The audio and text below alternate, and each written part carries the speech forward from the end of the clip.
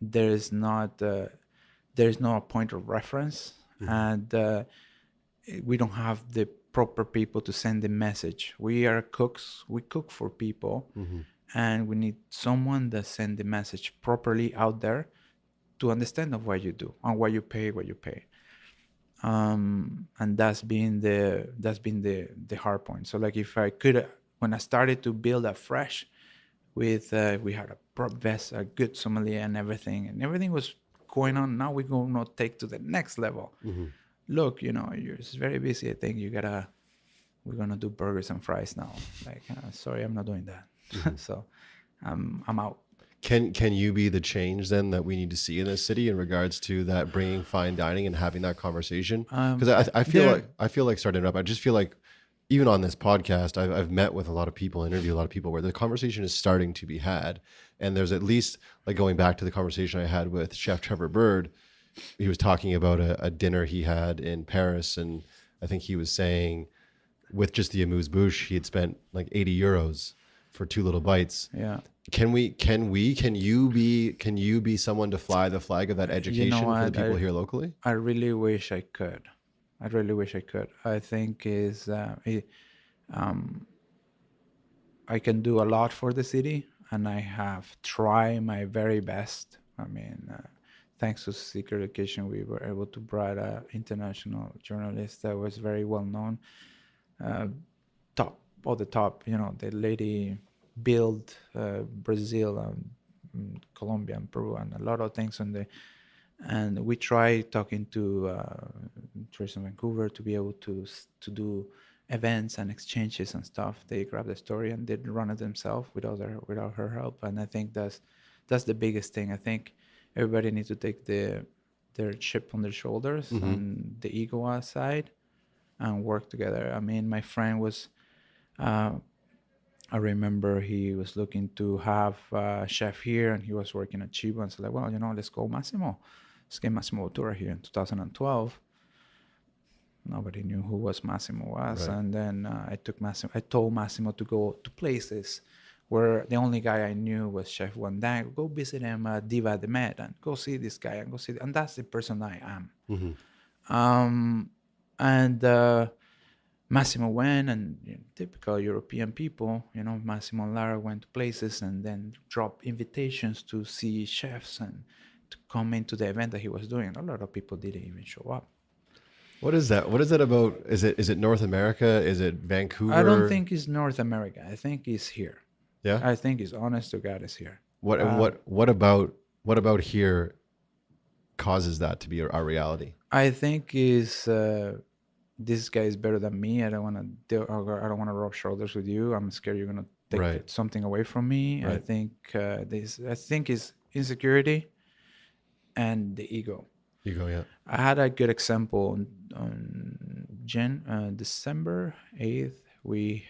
I had the opportunity to have Albert Adria in Seattle, and I talked to Tourism Vancouver. Hey, look, I have Albert Adria. Would you be interested to talk? No. We're busy right now. We're going into tourism. We're going into dine out soon, and we don't want. Can you please take a look at the guy? Do you? Yeah. No. It's like, oh my God. Are you really? I can drive him here. Yeah. My friend is gonna drive him here. All we need is a hotel and see if you want to set a room for the guy to have a speech. The guy can talk. Yeah. No. So there you go. I offered to bring a lot of chefs. I offered to bring a lot of people here who better to talk about gastronomy than the guy that really created, right? Changed the world. Do you feel like is there a fear associated with it? They just don't see the value? A lot of people just don't even know who they're talking to. Right. And I know for the years I've been here, I never throw names. I just know people. Right. I'm being blessed to know these people and see them before they even became who they are, like Virgilio and, as a lot of chefs in Spain, like Kike da Costa and all this. Kike was working like crazy, and now he's the guy, you see him on a suit now. And Necoacha, the list is on. Like, guys are now changing the world in gastronomy, right? And It's I don't know why the city don't. Hey, you know what? Let's call Jeff. He have some good contacts. Let's do some cool event with him. Hmm. Never came along. I wonder if there's just a lack of understanding of the value in food and beverage and what that can do for the local economy. Well, let's put Copenhagen for example, right? Yeah. Why was Copenhagen? I was 2099, 2005. All the years that I've been there. Man, you fly to you flew there, and you went and need your coffee. Hmm. Coffee is always great. It's like a Vancouver when it comes to coffee in Copenhagen, and it was nowhere else. And the people always want to go to the Noma place, and it was, I remember, Oak, or AOC, AOC or something. It was another places, but it was nobody really doing anything, and it was just the people that knew, oh, like, let's get together, let's go to Noma, Yeah. eat. And these guys were like, back then Rene was in the kitchen and he was tough as nail. And I was like, I'll never come and do a stash here. I'm terrified of Mr. Recipe, no way. But the food was good. And the guy was, you can tell they're looking to change Hmm. the world, and they did it. And to be honest with you, why the heck you will go to Copenhagen, Yeah. right? Hmm. And now I'm talking to friends. It's like, dude, there's half a Canada in Copenhagen now. Hmm. That's amazing. Now. The it's like, Noma have almost like 20 or 15 cooks from there. Even now, the guy that did the fermentation book is from here and never even came here, which is find it pretty funny. But every now and then you see Rene throwing jokes. Canada, what the heck is that? And like, it's a joke. He loved Yeah. Canada. He liked the people, and I think he appreciated the work ethic that we have. I think Canadian chefs are having a good work ethic. Hmm. We just don't have a sense of direction What is your and a take? community. Sorry, finish the thought. Sorry. Yeah, so sense of direction and community. Hmm. I admire the bartender community, and that's something that I tell Sean all the time. It's like, fuck, I wish the chef community was as strong as the bartender community, that you guys were get together and work together and cook together and have fun, drink and laugh, and like, this guy win, that guy win. And it's like, whoa, that's amazing. Here it's a sense of competition. Who's going to get the best of what? Who goes, like, who, it doesn't matter who get the best of what, it's what you do with it. And that man is a good example of it. Massimo Bottura, he took his prize and all his accolade to help others. Hmm. And it's other chefs that done that too, right? So I think if I ever get the chance, I will grab everybody that I could and just help them.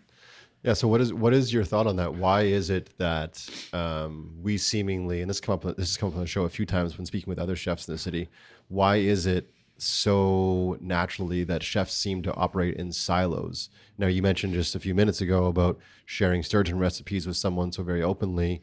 That to me is obviously knocking down those silo walls and being very open and being very candid with people. But why is it still the fact that, as you mentioned, it's seeming like the bartenders can all get along and have a community, whereas the chefs seem to operate in their own little silos throughout the city? Why are we lacking that platform for people to come I think together his and sense share? of his insecurity. Done. Simple. That's it. You can take my recipe book, you can have it, it's fine. Matter of fact, when I was an artist, like after I left, I give my recipe book to somebody else.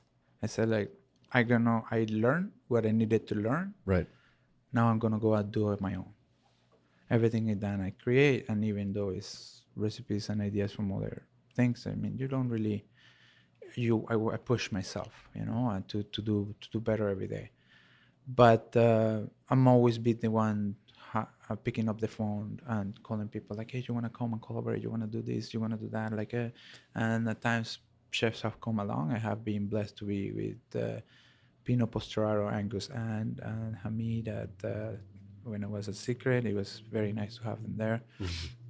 Especially Chef Pino is a legend. He's been really good to me and understand me where I come from, as an outsider, because I still to this day I feel like an outsider. It's like, stay calm, do this and do that. But I really want to work with people. Yeah. I really want people to come here. And then I remember when did it 300 dishes in 30 days, I invite any chef to show up, to come and try the fun part. And like, it was good. I created all these dishes, 10 dishes and different techniques and different stuff, which is really nice. And it was my friend, she was a Mugaris, and like, oh, how did this stuff it went? It's like a lot of chefs came in. It's like, nope, three people came in. A couple of them were cooks, or a couple of them were sous chef, which is great, but they didn't really. The people that I really wanted to walk to the door, I wish a lot of them would have came. You know, um, uh, there's no chef that's bad in here. I think everybody does great food. I Hmm. think everyone, if you have a restaurant, you're doing great food. Otherwise, you'll be shut down. I don't. I think everybody's good on their own way. I don't think you can really put a price. This guy is better than that one. That guy is better than this one. It's like completely different. Hmm. Mike Robbins started the blog of First and Cypress. So like I give it to him. He's like good on him, and now he's move on and opening all the stuff. Hmm. But he's good. He's good at what he did at Annalena, and the vegan one was good at what he did at Farmer's Apprentice, and everybody's good at what they have done to what they look at. But we don't really have a direction of where we're going. Right. As a city as a whole. Yeah, Right. are we just trying to be? Are we trying to be the best in the local magazine? That's it. Yeah. And when you're there, then what? That's nothing. Yeah. I think we could. The city and the people that have been here that I know, like is the journalist, it's called Luciana Bianchi. When she came here, she fell in love with the city. I was like, how is Vancouver no internationally known? And Hmm. people say like, yeah, no, we're good, we're foodie. It's like, no, you're not. Yeah. If you really were, if people flew here to eat Hmm. like Copenhagen, then we're a foodie city. But I'm Right. sorry, we're not. What is your take on that? How do we avoid us becoming a city full of repeat restaurants, meaning the big guys just opening up spots here and there everywhere, and then you have places like here at Cacao or like Burdock and Co. that may or may not, be here 10 years from now. How do we help educate the public on supporting businesses like this? Well, I mean, that's a good point. You say educate. Hmm. We can educate them. You have to be the messenger. Who are the messenger? The people that writes, the people that comes and eat. If you people have come into my restaurant because I have a good review Hmm. on any local newspaper or magazine, and unfortunately, because a lot of the time you don't really have the money to pay for a PR or something like that, which it costs a fortune Yeah. nowadays, you end up being at the in the back of the bus. Hmm. Um, but we've been really lucky here in Cacao to people came to us. We didn't really went to anybody. People came to us and like, hey, you know what? I hear on my airplane that you're doing a test kitchen Tuesday. I want to come and eat. That was Food and Wine magazine. Damn, that's amazing, Hmm. right? Hmm. What more? What more can people know? Like, we didn't have a firm calling, picking up the phone to call the airlines to get me on the magazine. The Right. guy came and it's like, this guy is amazing. But no, we didn't have the media, the PR, or anybody to do it. Hmm. So I think all the press that we have got have a lot more value because it came It's naturally, genuine. genuine. Right. Nobody really have said we haven't really contacted anybody. I Hmm. mean, I'm hosting Bon Appetit in a couple of weeks, and then take it into places that I really love and want to support the community. I mean, that's Bon Appetit, my friend. Hmm. And they contact me thanks to a customer that come here that loved this place and told it like, you have to meet this guy and you gotta go, and so legit and so cool, and it's very homey. And I mean, you have a massive value, but that I don't think people will appreciate, or what you all the reviews and all the stuff you have done if you haven't done locally. Right. When we got invited to the World 50 Best Speak in San Francisco, and I grabbed my chef de cuisine, or my right hand guy that he worked here for ever since the beginning, said, "Look, we're going to San Francisco. You're going to meet everybody. We're going to the 50 best." Like, oh my God. Gagnon is going to be there, and Yeah. Dominic Grant, and like people that I know, and like it's nice. Like he was like, wow, it's like Disneyland for him, right? Like this is really cool. But I mean, I don't think anybody really care whether you're hanging out with God or whether you're hanging out with the devil. It doesn't matter. Nobody knows. Yeah. So and that's the part of community that we are lacking on. If we don't rely on the people, on the messengers, we need to rely on each other. And it happens if anybody's seen the Noma documentary, when when all the journalists were lapping on top of each other to say, "I'm the one that discovered Noma," because ideally, when you're a writer, you're looking for the new good thing. The discovery. Exactly. And that's what's going to make you. I don't think anybody is looking for no discovery. You go to where the hype is at. And then after the hype is gone, then, they might close. Yeah. Exactly. You get the crickets, right? So, like, we had a good hype for a first year. It was the hype. And, like, yeah, perfect, Did anybody knew that we shut down to take my staff to South America to understand Latin food? Probably not. And we have an amazing write-up about it, because I was putting on social media, and I talked to one of the writers, and I was like, "Look, we're going to South America. Are you shutting down?" "Yes, we're taking everybody." People need to know what pisco is and how it's made. That is actually 5 ounces of pisco and one real pisco drink, not two. But the law in Canada doesn't work that way. And with the difference between Mexican food and South American food, that was the biggest thing, because Marcela, my business partner, she's Mexican and she loves Mexican food, and she does really amazing sauces and everything. And I'm from South America, so it's a very different culture, very different flavor profile, very different everything. And we see it even when the people look at our menu and it's like, "Oh, I don't understand. They don't have pasta. They don't have potato and fries. So no, I'm not coming eat here." Yeah. But we have the same food that everybody else. That we have a fish, we have a meat, we have I had to put risotto on it because is they understand it. But yeah, when Matthew had the chance, he's the chef here. Well, everybody's a chef here. But he got to see the Mexican culture. It's like, oh, I see, a proper corn tortilla, thick, and the smell and everything. And this is the Mexican, all the chilies. And now we go to Peruvian markets, Amazonian, the flavors, the meat, more subtle, more, aromatic. Everything is different. So how could you say is a Latin American restaurant that, when you only have like 3 in town that you can really go to, and people don't really understand that. So if we have somebody that really changed the message to where to eat and why you eat there, it'd be a different ballgame. What would you say right now? This podcast is now reaching just over 10,000 listeners, which is amazing. And I'm assuming of those 10,000 listeners, some of them are young, up and coming chefs.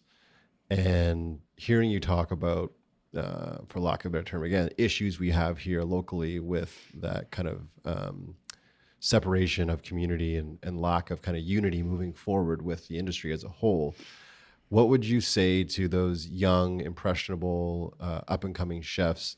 What can they be doing right now in their day to day to ensure that either in their cities or in this city that they don't allow that to happen, or they can at least impact some change? What would you share with them? I mean, first thing, find a place that you're learning, and when you stop learning, move on. Okay. Travel, learn as much as you can and figure out where you want to be.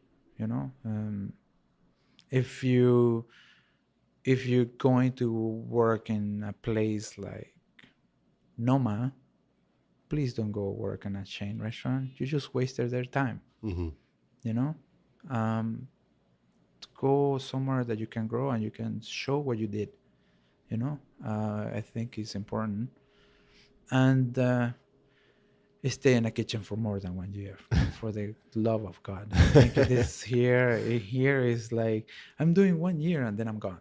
I had never had that issue. Mm-hmm. I think everybody afresh work with me till the end, the very end, Mm-hmm. especially because um, they saw what I was doing. I took a cook. I said, like, look, you are going to Mugaritz and you're gonna do your year there. And it's like, okay, perfect. And then the other one went to Indewolf in Belgium. And it's like, okay, oh my God, that's amazing. And then the other one, and then I have been doing that for a long time. Mm-hmm. Um, but I don't really go and spread it out. I don't say anything. The cooks know. And it's been chefs like, hey, you know what? My cook really want to go to Can Roca. Can you help him? Yeah, sure, no problem. I can make a phone call. Okay, this person is going to Chile. Can you? Yeah, sure. Let me see if I can get you on board. To go. It's a good restaurant to learn. Mm-hmm. Um, I I think is be loyal to your chef, be honest, and work. Put your head down and work, and you don't know anything. I even when I tell cooks that have worked for me that I have sent to stage and work for a year out of the country, I tell them whatever you learn here, you know, when you work there, you don't know absolutely nothing. Mm-hmm. You have to be humble and start from square one. Even me from this day, if I go when we were at Central, you know how to do this? I know, but no, Mm-hmm. you show me your way. Mm-hmm. Everybody have a different way. Be humble and say you don't know. Now, making that number smaller from 10,000, I'm assuming, to a couple hundred, if you have the opportunity to speak to your comrades, your community here locally, to speak to them right now and give them kind of a unifying message, what would you say to them to help kind of, again, break down those walls and an effort to bring everyone together? Like you said, let's not worry about being the best restaurant in one magazine. Can we not be the best restaurant city in Canada, or can we not Yeah, put ourselves on the map? yeah. I think I would love if anybody can step forward and say, let's get together, let's get a hall, and get everybody together and work together to achieve something, not just to be the best one in the to Mm-hmm. get the glory in any magazine, whatever. Just work together to achieve something for the city, not for us, for the city and the future. Because if you have, I mean, if my kid was cooking or pursuing journalism, I mean, culinary, Mm-hmm. I would love for him to have a backbone that he came from, you know? Mm-hmm. Um, get a proper platform for chefs, a proper platform for chefs. And I don't think that exists here, that everybody can work together. And I know at the beginning it's hard to be in the same room, Mm-hmm. but when you can share ideas and see where are we going, you can find you know where you know where the end, where you're What going to be, what a do goal, a light at the end of the tunnel, if I what would do you say. think Vancouver could be? Where could we be on the map? Oh man, you know what? To be honest with you, with the forage, I go foraging myself. Mm-hmm. I had a luck. I had a native family take me in and take me into the woods and learning. And a lot of people that I met, like Robin, she's a forager, and Lance, couple of foragers that I know. Um, our terroir is incredible for everything. So like you can't imagine the things that are here. Um, and this could be incredibly gastronomical Could we be? city. Like you could be like anywhere you want to be, but first you need the tourism to help you get there. Mm-hmm. And you know, no disrespect to any of the chains, Mm-hmm. but whatever. Yeah. You need to get the people that are really trying to make the change for your city, help them, Mm-hmm. embrace them, Mm-hmm. and they will change it for you. Mm-hmm. If we had like if we have three places that are achieve trying to work like Raymond's, and I think is it's a place in East Mm-hmm. that is very well known. Like they're trying to change and they're helping within the community to achieve that. Mm-hmm. If we were to do that, we will definitely achieve it. Like how could you not? Could we be a Copenhagen? Could Oh, Vancouver be a Copenhagen? better than a Copenhagen, my friend. Really? 100%. Yeah, Wow. we have more mushrooms than they do. Right. We have more land that they do. Mm-hmm. Therefore, we have a lot more produce than they do. They have a rough winter there, and the people that have been there, they know. Um, we still can have produce and other stuff that you cannot find there. None, not even dreaming. Uh, but you know, anything that Copenhagen does, they do with the backbone of the city. Right. We don't have that backbone. How, when you travel and you travel a lot, and when you eat in different restaurants and you eat in a lot of different restaurants, Mm-hmm. how proud are you to say that you are a chef, owner, operator in the city of Vancouver? I'm very proud. I'm very proud. I mean, yesterday we had some people from Switzerland and from Germany, and they were like, "Oh my God, this is amazing! That's incredible!" And like, how do you find this? And we had a little. I'll show you later. We Mm-hmm. had some frosted moss and a candy mushroom that we give people to eat. It's like this is incredible. Like, yeah, I showed them the photos and everything. Like, oh my God, yeah, this all exists here. This is here. This is Vancouver. You're eating a land of Vancouver right now, and nobody knows about. So, What do you know about the MAD symposium that they do once a year now, and they've been doing, I think, for the oh, last 5 or 6 it's years? really that is something that the city really need. They need something, and I've been trying like you don't believe. So just before Jefferson continues, basically, for those of you who don't know, MAD Symposium was started by the team at Noma, Renee and his team. Basically, what they do is, and feel free to jump in here, Jefferson, they invite I think it's 400 people. 400 people. They do a tent, and they talk about food and the future of food. Globally. Globally, Mm-hmm. globally, any language Mm-hmm. is welcome. Mm-hmm. Is incredible. Why does that work so well, and why haven't we, or are we just beating against the same drum? Why haven't we seen that come to Vancouver, or someone fly that flag here locally? Same issue. Because the same issue. We Yeah. have a dino. Right. We do have a dino, right? Where now they're doing the chef exchange, and but we don't really. And this chef exchange it started really amazing and starting to like piece down a little bit more. Um, if we don't have a help, I mean, we're just chefs, right? Like, what can you do? Like, um, I'm a I'm a business owner of this place that used to be a coffee shop and I turned into a restaurant. I don't really have the power to call all these guys and get them here and put a tent in the middle of Stanley Park and get. I Mm-hmm. can't do that. Mm-hmm. That has to be done by the city, and that has to be done by the tourism. And I mean, I called to get Albert Adria here to have a speech, and I got told off, right? So, and I remember Luciana asking the guys, like, look, we can have Rene Recipe here. It's like, who is he? Mm-hmm. We can fly him here. Like, if he pays for his flight, we get him the hotel. Do you hear what I'm saying? That person told Luciana Bianchi that, and I'm like, I think this conversation is over.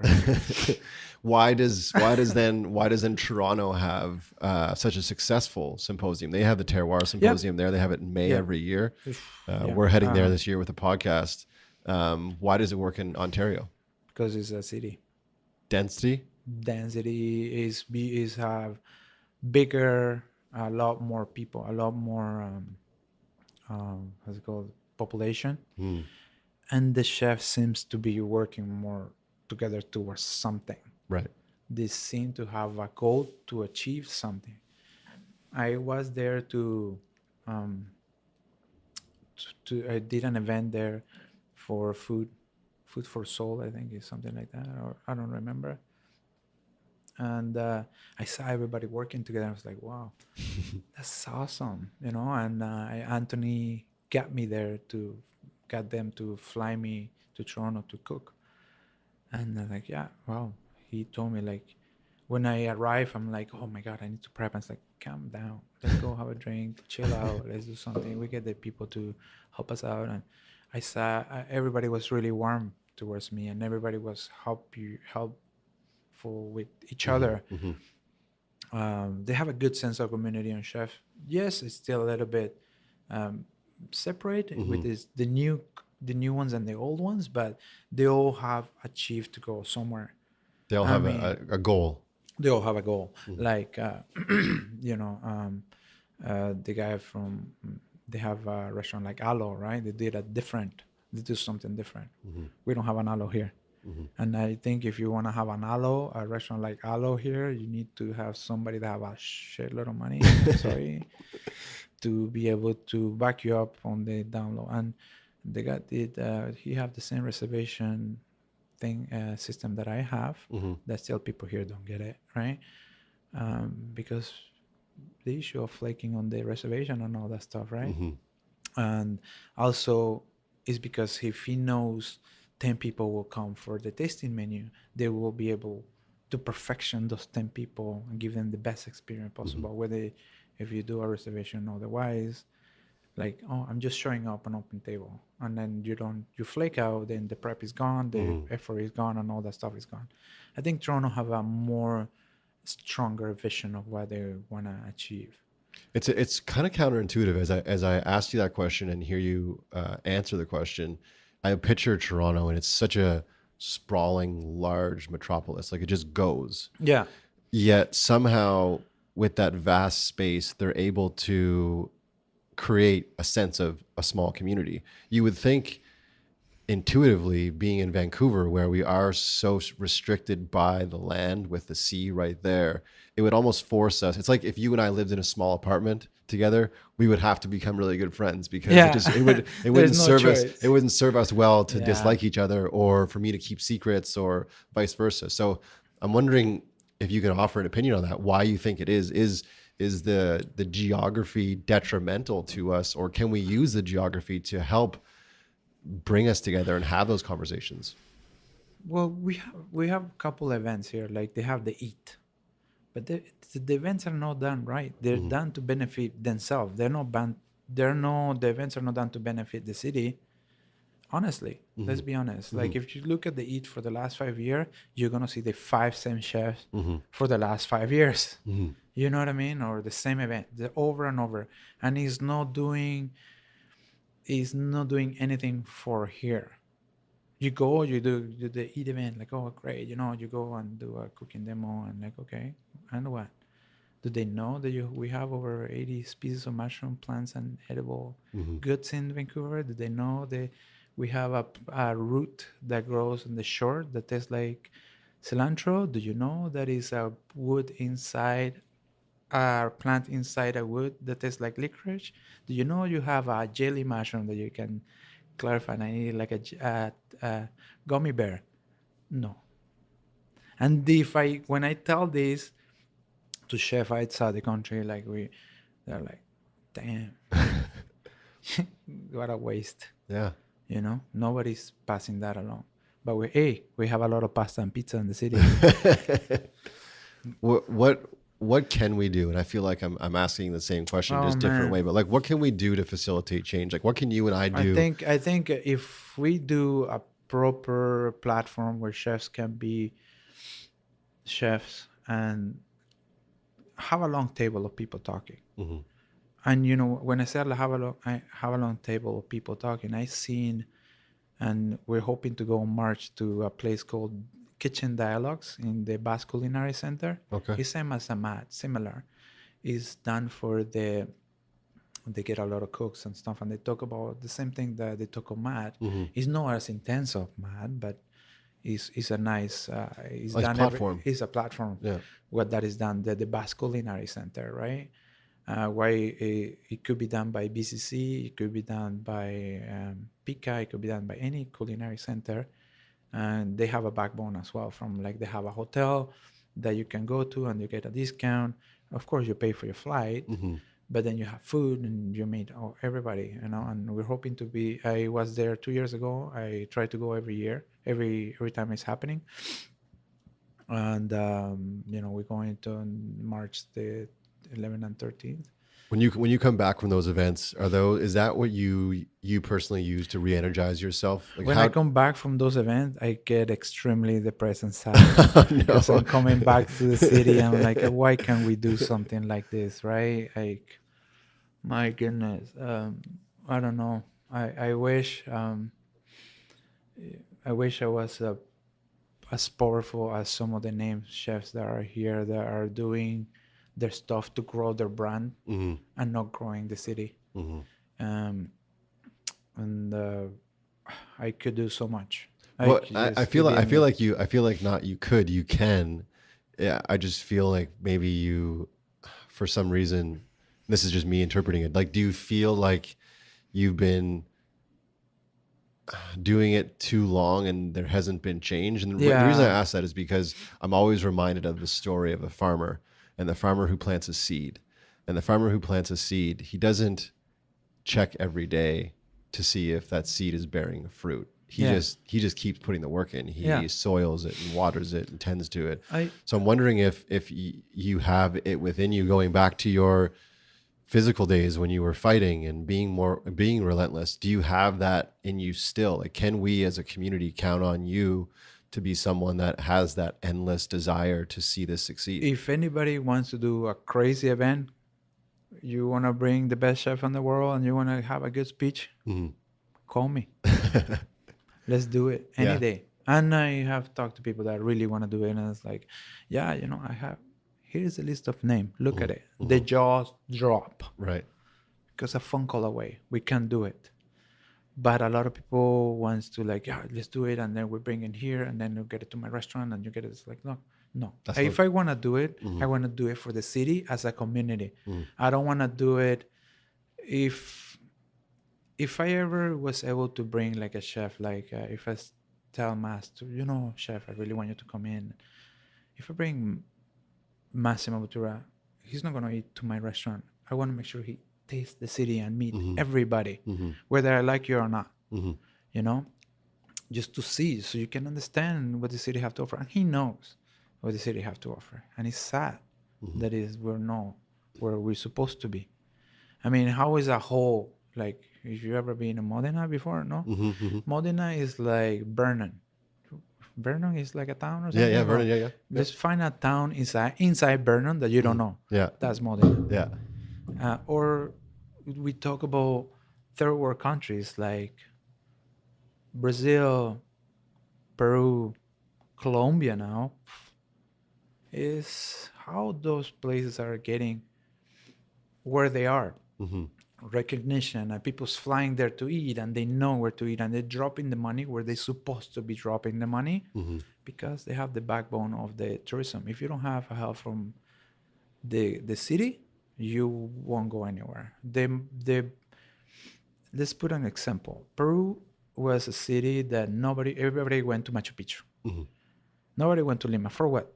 Lima is a city. It's a town. You don't have a nice beach you can swim in. You may be drowning there because the waves are high. You go there for you go to Lima to surf. Surf. Yeah. Now, the brand Peru was done by Gaston Curio, like help, and he did events like Mistura when he brought chefs and showcased the Peruvian food, Hmm. the people, everybody, the guy that did the potato to the guy that harvested corn. Hmm. You know what I mean? And that's what now people go to Lima. Oh, I'm going to Lima. And you go there to eat. Hmm. You know, Culture. it's culture. Hmm. Go to the market, go eat, and go walk around and everything. That's what's created there. You can tell me we cannot do it here. Hmm. People come here to ski. We had like couple people from Europe here. They came to ski, Hmm. and they read about us in a German magazine, and they read about us in the in English magazine. So they came here to eat. It's amazing. It's like, what other place can I go? Yeah, I go here, go there. Hmm. Is this place called Como Taperia? You can go there. It feels like it's one of my favorite spots because it brings me back when I used to live in Spain. Oh, So it's good like, job. um, yeah, like So I so talking about chefs like Massimo and other chefs that you know that are near and dear friends of yours, when you guys do discuss, let's talk about Canada as a whole. Let's talk about Vancouver, but Canada as a whole. Where are we on the map of food? Like, are we respected internationally? Do they feel like we're not achieving our potential? What is the international world saying about Canadian cuisine?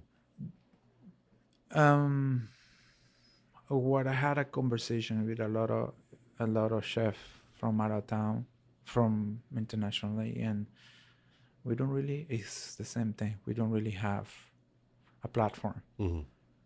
We are when the modernist cuisine or bougie food came out, everybody was trying to do esterification and powders and stuff like that. Now it's so all in rustic plates and like normal style. Okay, everybody's doing it. Like we don't really have a goal to where we're gonna be. Mm-hmm.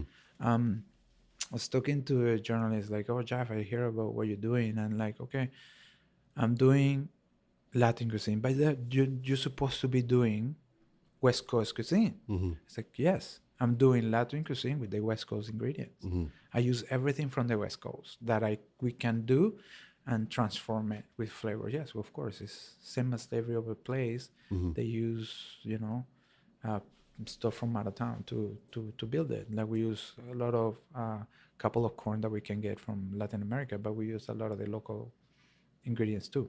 Mm-hmm. So I tell them that like they know, they see like, what are you guys doing? Honestly, let's be honest. What are you guys doing? Because Canada is bigger than anything else, Mm-hmm. and it's big country, and it have so much potential, especially Vancouver. I think is what I said. Is like, man, all the things that you can eat here, you you'll be surprised Yeah, no, all year long, right? And yeah, like, and I remember when I was a fresh, we did a soda with Douglas fir. At that time, I can guarantee you nobody ever used Douglas fir on their food right, in here. right. Can guarantee you. Mm-hmm. Same with the sturgeon. Sturgeon has been my work for 6 years of thanks to Northern Divine, letting me use and dispose and screw up a lot of stuff. Bring me the heart and bring me the swimming bladder and bring me the marrow and bring me the liver. And I can guarantee you, I can know. Mm-hmm. I did my research before I even pick up that fish. I wanted to master that fish. Mm-hmm. Um, I tried to work with them, and they never really wanted to move forward. Right. The like be the ambassador of that, and they never really want to embrace it. So that's another issue, right? It's like, there are other chefs that are using and taking the idea that I did, but they're not really putting the credit where the credit is due. Mm-hmm. And I guess that goes again, like, oh, I did it. It's fine. It's fine to say, and I said it on my post on Instagram whenever I post something or whatever. Mm-hmm. I put the credit where the credit is due. I Right. have done dishes that have inspired by other chefs. It's like Andoni say, I don't copy, I inspired. Mm-hmm. But you put the credit where the credit is due, right? And that's important. Speaking of credit, who right now is inspiring you? Who right now are you watching, whether near or from afar, and you are either applauding what they're doing or amazed by what they're doing? Um, oh my, Anyone come to mind? so many people. No one here. I really like what my friend is a friend in Seattle that does this restaurant. It's called Tarzanija, and he is that guy in fermentations is doing something unbelievable. And thanks to him, we were able to have a talk and the University of Washington. Um, Massimo always with his helping the world thing, Mm-hmm. and all the amazing things that they're doing with with kids with Down syndrome and Mm-hmm. stuff like that, because Mm-hmm. Massimo's on. Uh, Anybody that's doing amazing things for their community and for the world, they always do I always do admire. Forget the cooking. Right. For me, the cooking is secondary. I had, like I said, my experience with Albert. It was like, man, I remember you kicking people out of he was really mean. He was mean, man. And it's like, well, now I now he owns places all over the world, and he's like, I can really spend more than 5 hours in one restaurant because I want to just kill everybody, right? Because nobody really gonna work. Nobody really see the little things that you will see, but he's successful. And now he's building himself, and I mean, I admire everyone that is doing a change. Why is it that you care so much about impacting more social change? Like why can't you just, you know, make your margins here, grow your business, make yourself some money, afford yourself a lifestyle? Why is it seemingly so important for you or so innate for you to be affecting positive change in the community? Well, when we first opened, um, we tried to have people, and people didn't want to wait for the seating. We had a lineup at one point, and people got pissed off and left. And the stress and all that. I said, like, you know what? We didn't really came to do this.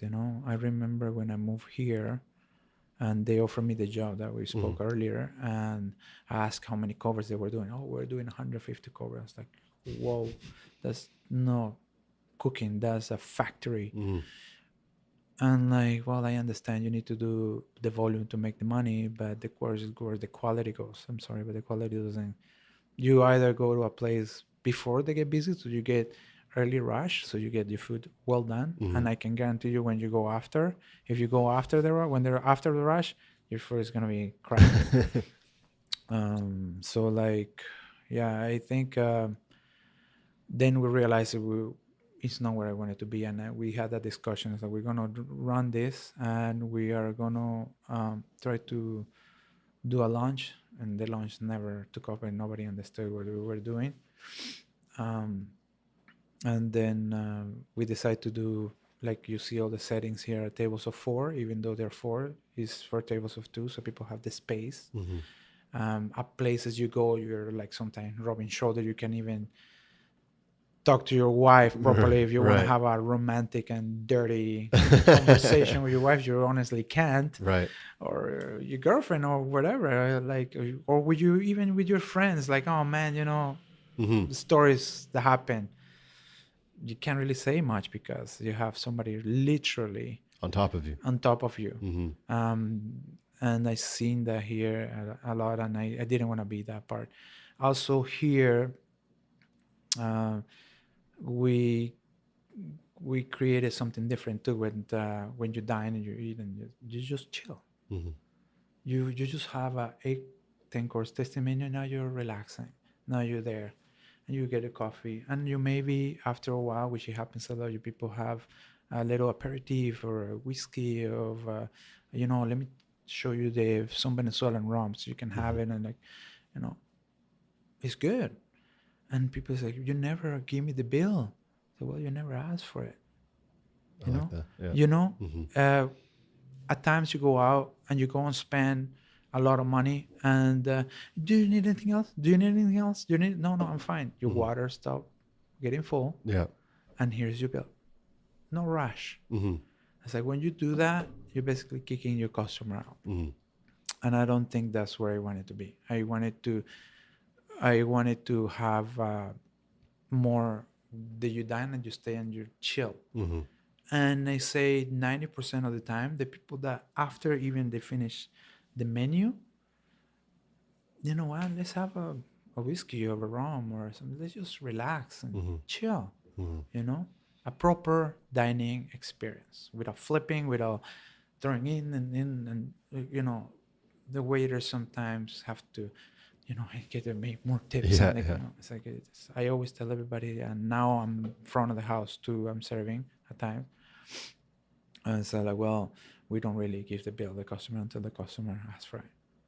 It's like the reservations are what we have is what it is. We do 1.5 seating, the most. If it's possible, we always keep a couple tables open. That's it. Is volume, quantity, no quality. Mm-hmm. And that's hopefully, it's change. It's hard because you don't really make a lot Mm-hmm. of money, Mm-hmm. but at the end of the day, I know I'm doing, and everybody live right. Everybody live, wow, this is crazy. Mm-hmm. And then customers that come in, it's like now they use the talk system that we have, and they take the awkward moment of paying when the bill comes to the table. If you have a lot of people from, if it's family, inviting family in, or business people when they have a business meeting, Mm-hmm. when the check comes to the table, I pay for it, I pay for it. No, that's like, it's so cool when they came in and they had a table of 5 or 6, and like the tasting menu, wine pairing, that's all done. And one person asked for the check because they want to pay for it, and then you tell them, no, everything's been taken care of. I like that. It's like, whoa, Smooth. this smooth, right? But and those are the things that the city don't get. That's a good hospitality thing. Mm-hmm. It's like You as the host pay for everybody without anybody knowing. Like very classy as well. very classy, and Mm. like, wow, this guy was amazing. I like that. Yeah. Good segue. As you know, this show is called the Half a Dozen Hospitality Podcast. Hmm. So I have for you, sir, Hmm. the half a dozen have tos. So I need from you, Chef Jefferson, I need from you 1 to 6 items. You Hmm. can do 1 or you can do 6 of things you've experienced in your life that you feel like our listeners have to experience, whether it's a dish you've eaten, a trip you've taken, a Yeah. concert you've been to, a painting you've looked at. 1 to 6 things that you feel like our listeners have to do. What the listener, well, they have to travel, eat out, open mind, open their mind, and try something new. Try the place that nobody heard of, Mm-hmm. because they can surprise you. Mm-hmm. Um, mm, help help the smaller guy. I'm, even though I don't have much, I always help the little guys. Mm-hmm. Uh, what else? They have to uh, don't be scared. Trust your chef. If he's in the kitchen, trust him. Okay. And if he's not in the kitchen? Trust him too. I Yeah. like that. You have, I think, the cooks have something to prove when the chef is not in the kitchen. They do a really good job. Mm-hmm. Um, uh, how many I have? That's 4. 4. Okay. That's pretty good. 5. Okay. Well, invest time in your city. Invest time in traveling and look at what the city have to offer. Mm-hmm. Open, walk around on a trail. Don't walk the same trail. Walk a different one, Mm-hmm. and you will find something new.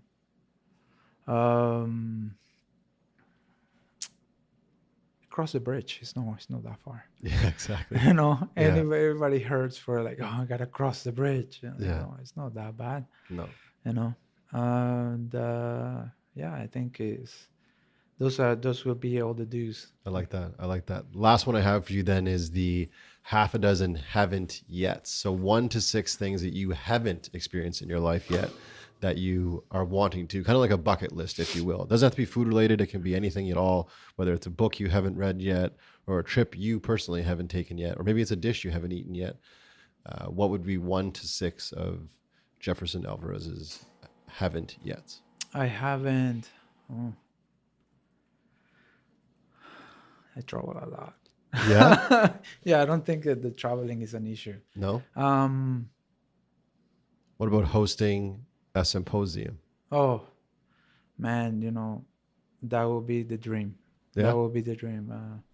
I wish somebody will come and say, let's do this and start. I can guarantee you it will be beautiful to have two international chefs that can talk Mm-hmm. with all the local people in it. When you mentioned Stanley Park, I just thought, man, what a beautiful setting that would be to set up a gorgeous tent and a few like mock kitchens and just have great speakers, great food, and the scenery alone would just, I mean, that is, in itself would sell the tickets. Yeah, yeah, but I think it would be amazing. It's hosting a symposium that I haven't yet. Yeah. I think um, what else I haven't done. Well, I have to still have to snowboard Oh, you haven't more. snowboarded yet. No, I have. I'm still learning. Fall flat on my ass. I asked no. I asked board. No. Good for you. I haven't. I think I like to.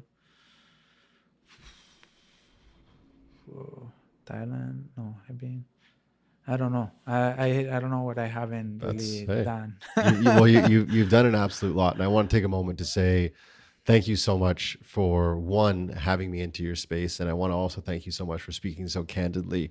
I get from you an innate amount of passion that you have, not only for what you do in these four walls, but also what you do outside of these four walls. And I don't know how or when or what, but I will do whatever I can to help facilitate change with you in arms and bringing this community together.